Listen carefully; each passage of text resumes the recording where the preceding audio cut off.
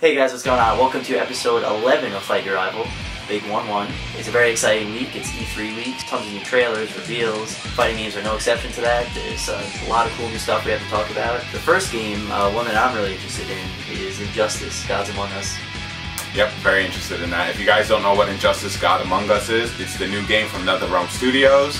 The guys who basically brought you Mortal Kombat. This time, it's just a full-fledged fighting game just based on the DC universe and nothing else, which is very exciting.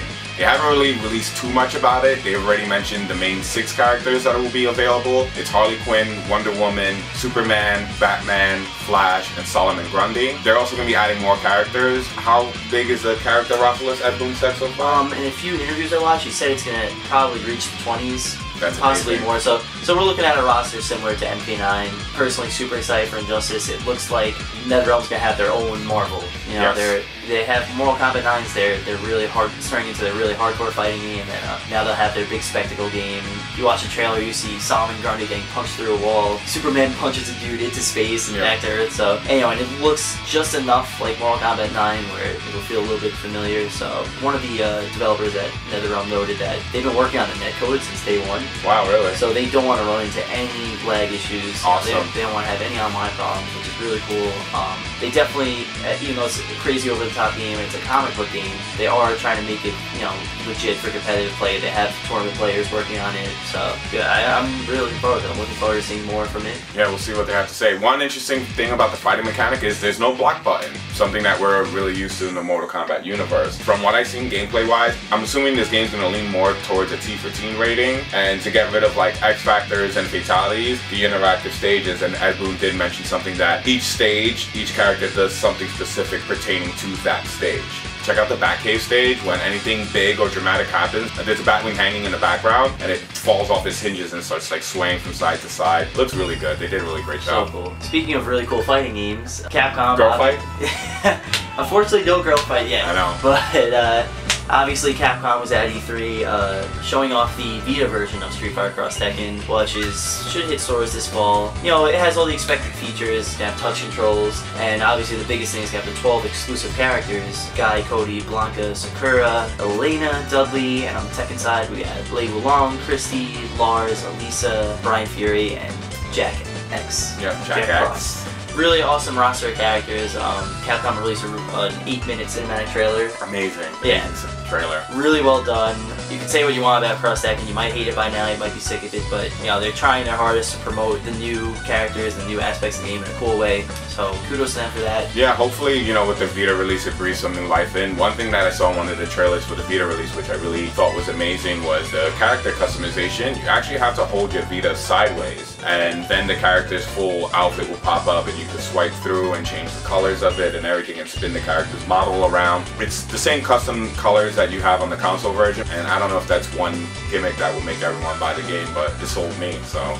So, speaking of ridiculousness, we saw a lot of PlayStation All-Stars Battle Royale footage at E3, and my mind has changed a lot on that game. I was like, it's another Smash Bros. Clone, it's nothing special, but seeing the game in action actually really changed my mind, really brought up a lot of cool things. The roster they have already is amazing. Like, Parappa the Rap is back, people. Going, remember Parappa the Rapper? And now you can actually fight as him instead of rapping about fighting. Yeah, whatever.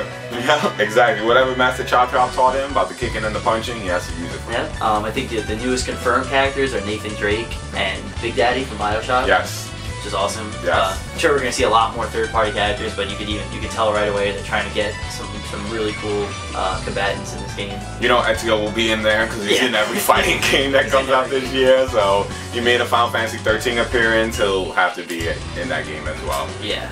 One thing I found very interesting, whereas you know, Smash Brothers is really just about racking up damage to the point where you could bring your opponent out. PlayStation All-Stars actually has meter, which for a fighting game nerd, that immediately caught my attention. And what I thought, I was like, alright, this game is cool. I was watching the Sony exhibition, they were just having a free-for-all. Some people were playing on Vita, some people were playing on PS3, which is another thing, cross-platform. Amazing. Very cool. What I found very interesting, I noticed, everyone's meter started building up. I was like, alright, this is going somewhere. Sweet Tooth activated his level 3, and he transformed this huge, like, mecha beast. Like, okay, from the new Twisted Metal that came out. Exactly. Okay. So, he uses level 3 super and then just knocked out all his opponents. So it's cool, even for a casual fighting game, to have things like meter to worry about. I think it's really awesome. You can tell that fighting game pros like Ed Ma have been working on it, because there actually is some depth to it, even though it's going to be a fun party game. I don't think there'll be huge tournaments for it. I mean, who knows? There were big tournaments for Smash. Maybe this would be the new Smash until Nintendo fixes themselves with everything with the Wii U and whatnot. So yeah, we're both really excited for Tekken Tag Tournament 2,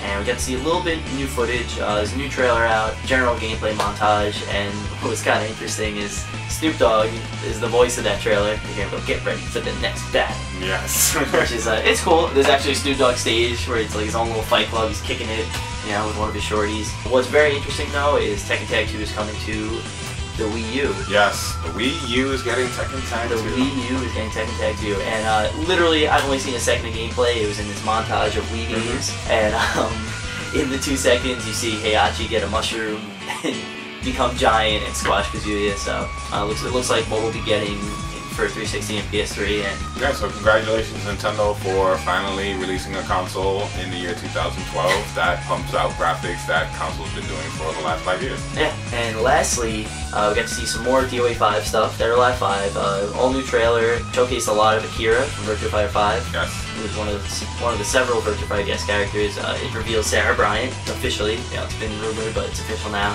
Yeah, amazing. Made me very happy, especially with the release of Virtua Fighter 5 Final Showdown. Really feels like this is the year of the 3D fighter. I really do. Last year was, we had MK9, Marvel, AE, and this year we've got Dead or Alive, Final Showdown that just came out, Tekken Tag 2, and it's really cool.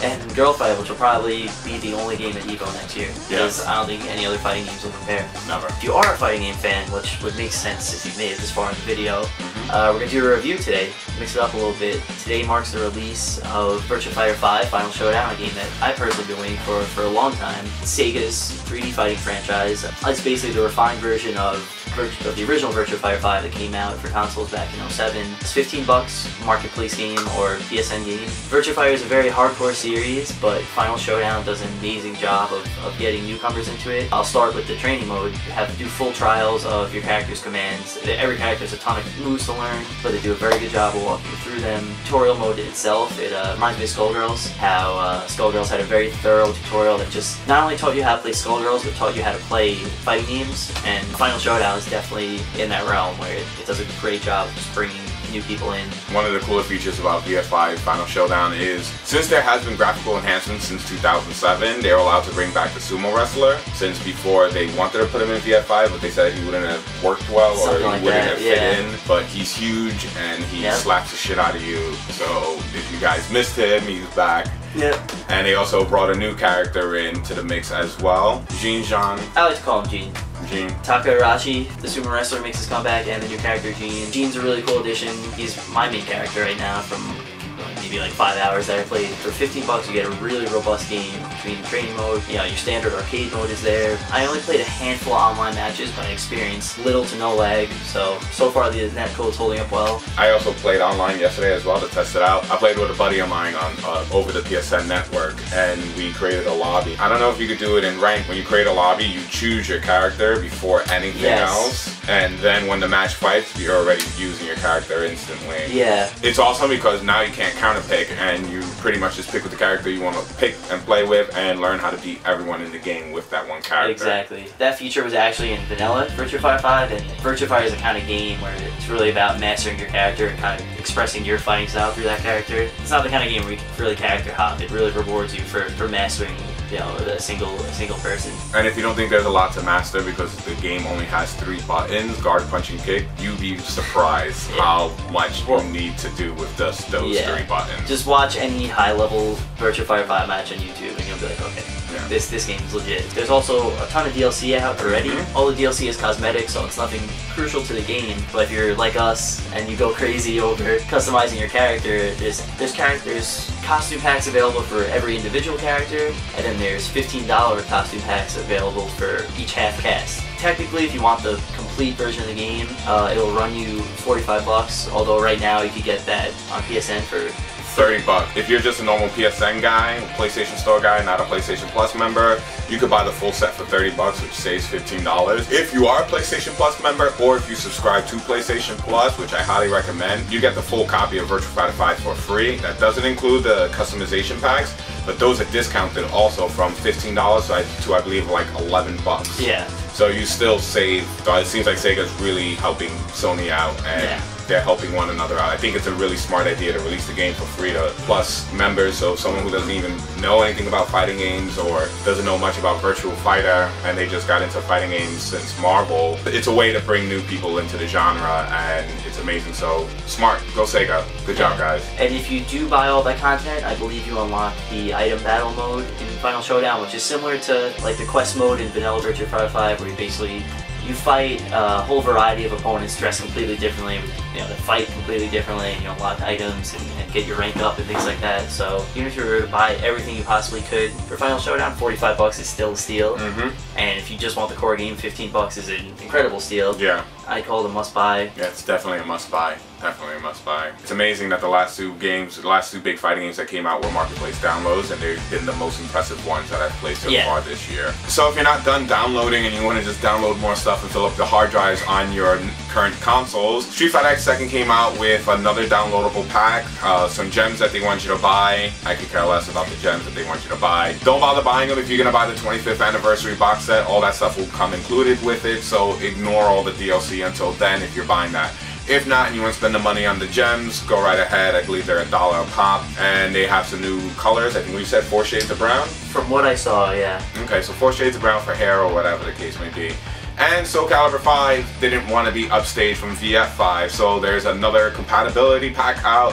This is number 5, and you have 3 different options. You have a Valkyrie costume, sexy costumes called Sexy Lady costumes, and you get a nurse and a cowgirl costume. I need that. Yeah, we all need that. And a new headgear costume that also comes with a pair of underwear for men. So, and no, you can't wear the underwear on your head, even though it is the headgear pack. They just threw it in there for shits and giggles. So don't be expecting to go there and put underwear on your character's head. Can't do it just yet. I want sexy ladies and underwear on my head, both. If anyone's been on Twitch lately to watch any streams, maybe watch our stream, hopefully. You notice the site went through a pretty massive overhaul just in time for E3. The new Twitch website has a very retro feel. New logo has this kind of 8-bit style to it. It's really cool. It's a new like purple color scheme, so it kind of pops a little more. I think it's very exciting for the fighting game community because I think it's just another sign that Twitch and streaming in general is just blowing up.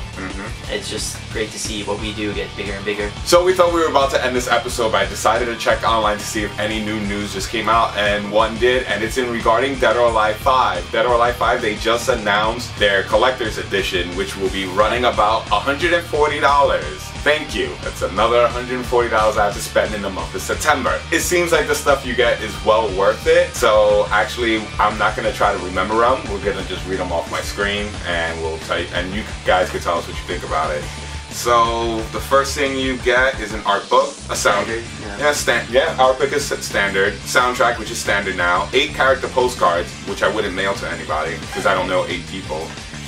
10 special character metal plates. I don't know what that is.